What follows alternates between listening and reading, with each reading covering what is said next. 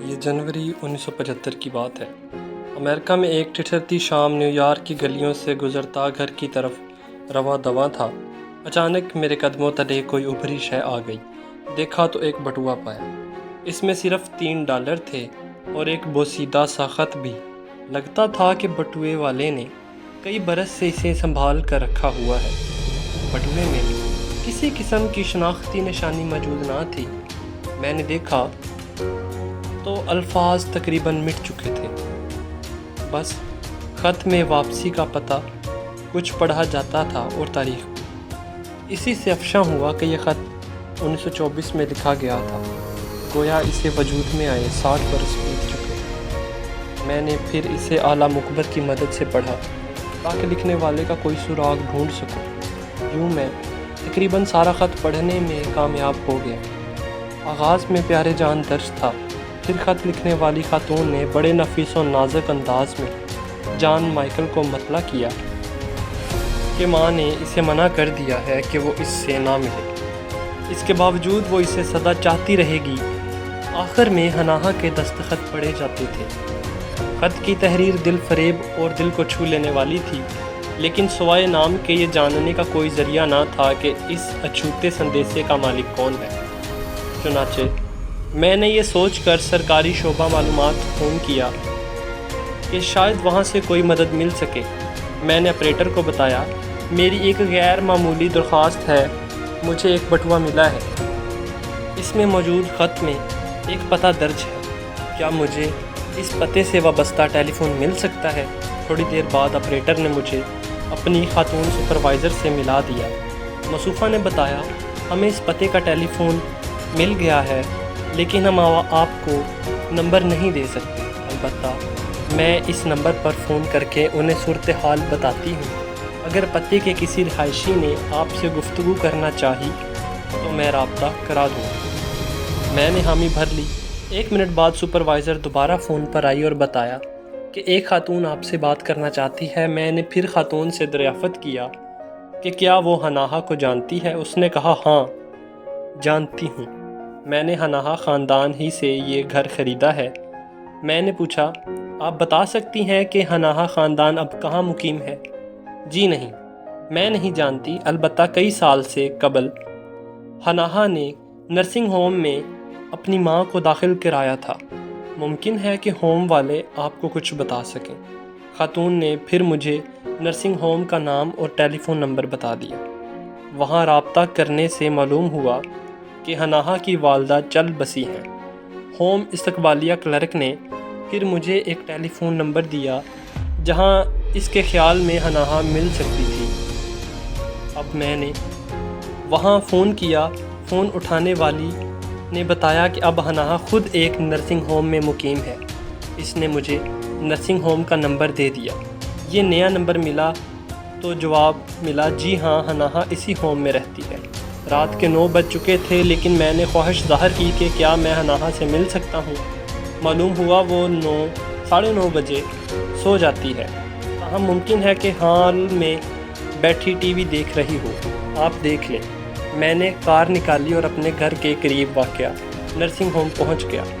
Home کا ایک ملازم مجھے لیے تیسری منزل پہنچا جہاں ایک کمرے میں ہناہا رہتی تھی۔ معلوم ہوا کہ وہ واقعی تیسری منزل کے حال میں بیٹھی ٹیلی ویژن دیکھ رہی ہے۔ ہوم کا ایک ملازم مجھے لیے تیسری منزل تک پہنچا جہاں ایک کمرے میں ہناہا رہتی تھی۔ معلوم ہوا کہ وہ واقعی تیسری منزل کے حال میں بیٹھی ٹیلی ویژن دیکھ رہی ہے۔ اب مجھے حال کا راستہ دکھایا گیا۔ ہناہا سفید بالوں، دلکش مسکراہٹ اور دوستانہ آنکھوں والی بوڑھی خاتون نکلی۔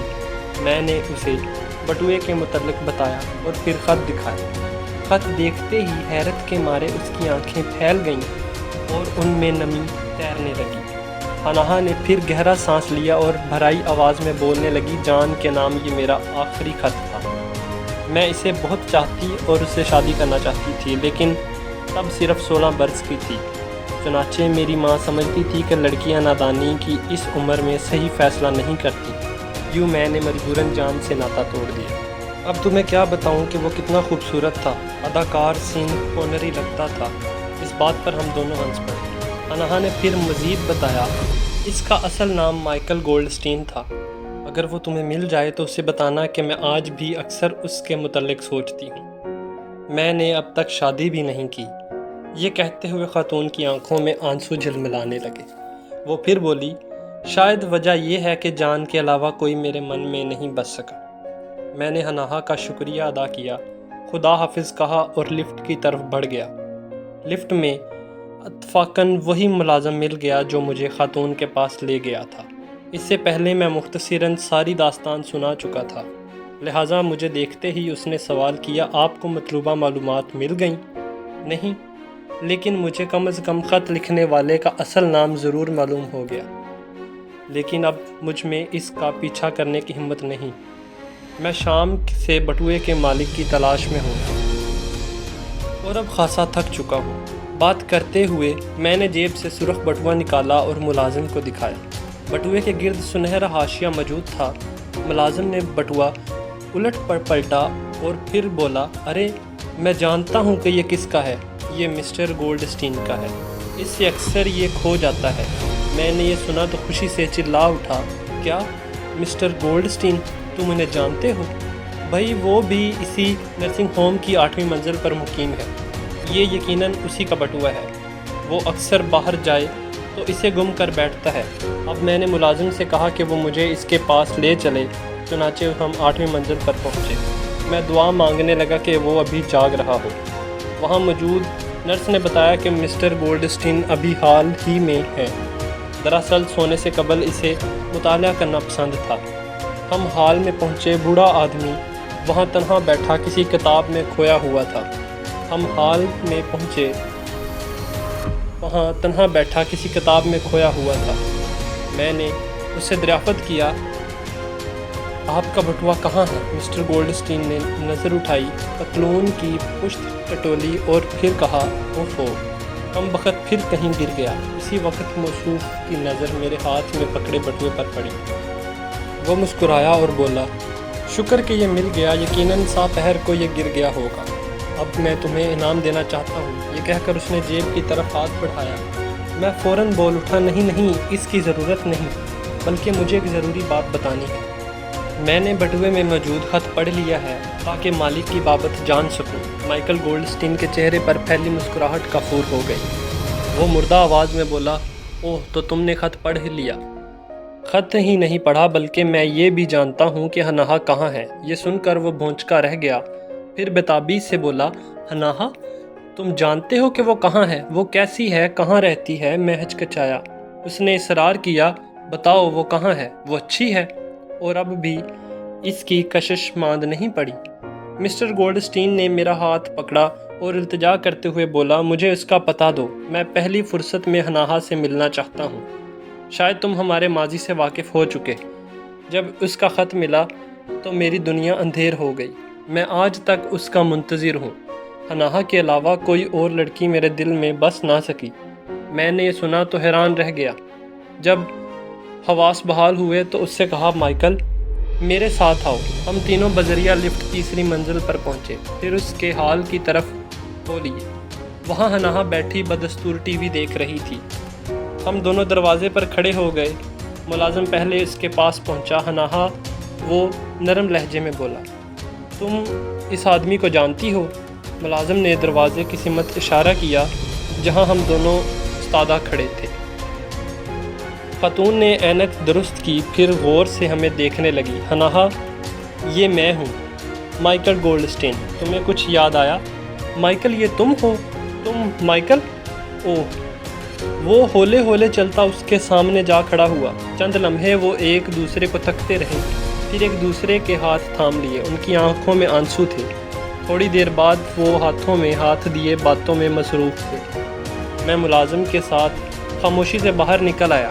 لفٹ کی طرف بڑھتے ہوئے میں گویا ہوا دیکھا، خدا کیوں کر اپنی کرشمہ سازی دکھاتا ہے۔ سچ ہے، وہ جو چاہے اسے کرنے پر قادر ہے۔ 3 دن بعد جب نرسنگ ہوم کے ناظم کا فون آیا، کہنے لگا، کیا آپ اس اتوار شادی کی ایک تقریب میں شریک کرنے آ سکتے ہیں؟ وہ پھر میرے جواب کا انتظار کیے بغیر بول اٹھا، جی ہاں، مائیکل گولڈسٹین اور ہناہا کا بیاہ ہو رہا ہے۔ وہ بڑی سادہ مگر پروقار تقریب تھی۔ پیار و محبت کی پھوار میں بسی اس محفل میں نرسنگ ہوم کے سبھی مکین شریک ہوئے۔ حنہا نے سفید جوڑا پہنا جس میں وہ پری لگتی تھی۔ مائیکل نیلا سوٹ زیب تن کر کے بڑا وجیحہ نظر آیا۔ شادی کے بعد وہ نرسنگ ہوم کے ایک کمرے میں بس گئے۔ اگر آپ دیکھنا چاہتے ہیں کہ ایک 78 سالہ دلہا اور 72 سالہ دلہن کیوں کر نوجوان بوڑھے کی طرح چہلیں کرتے ہیں تو انہیں دیکھ لیجئے۔ یہ اس عشق کا بہترین اختتام تھا جو تقریباً 60 برس چلا اور محبت کی نئی داستان رقم کر گیا۔